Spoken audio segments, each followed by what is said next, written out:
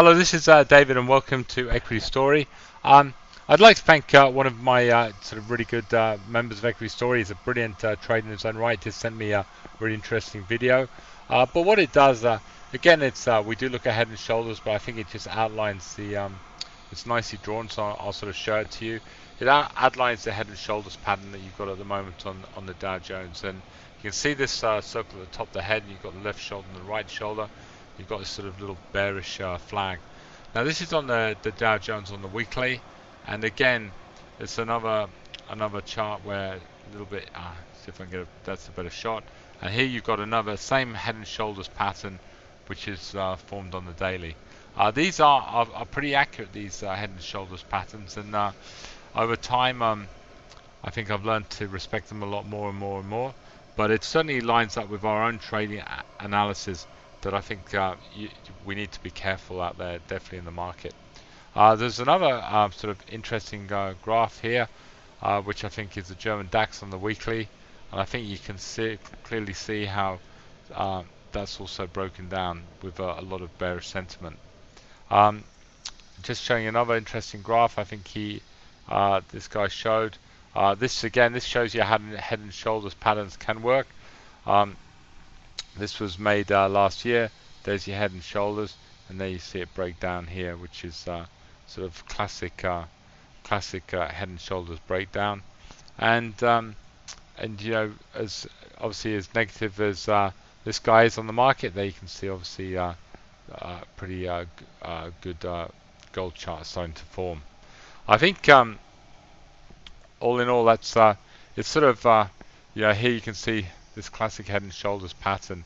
I think it is wary to be cautious at the moment, and I think that's why with Magellan today, you saw this is sort of normally we'd be buying Magellan now. We'd actually, to be honest with you, the last thing I'd be doing is selling Magellan with this sort of price action the way it's looking. But I think we just got to take the position that we've got at the moment of Equity Story, just being really careful. And I think if we can just get through this next week and a half, and we can clear out, and our just sort of general swing trading starts looking a lot more positive, and the market can sort of repair a bit of damage, then I think we'll be happy to put out a lot more trends. But anyway, we made a nice little sort of 5-6% profit on Magellan in 2 weeks, and for us that's good money, and obviously we go and look for the next trade.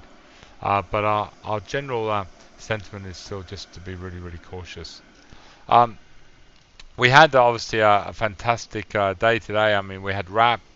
I don't know if you know about Wrap, but Wrap's a company we've been talking since it's got about, well, since Wrap was 3 cents, we've been telling everyone about it. We actually put it at buy at about 8.4 cents. Since then, we're up about 123%. We normally sell half, but I'm not going to with Wrap just yet. It still looks really bullish, and it still looks like it's going to go a lot further. And I think Wrap, if it keeps on getting all these amazing results with this fantastic app, I can see this being a 40-50 cent stock this year. It's certainly hitting all the goals you could ask. Just sort of whizzing through, I think just looking at the sort of another little small cap that's obviously we spoke about the other day, Eden Energy. It's starting to look really good and breaking out, and Eden Energy could certainly, we've already made 100% on this stock, but it looks like it's really going to continue on and have this run up.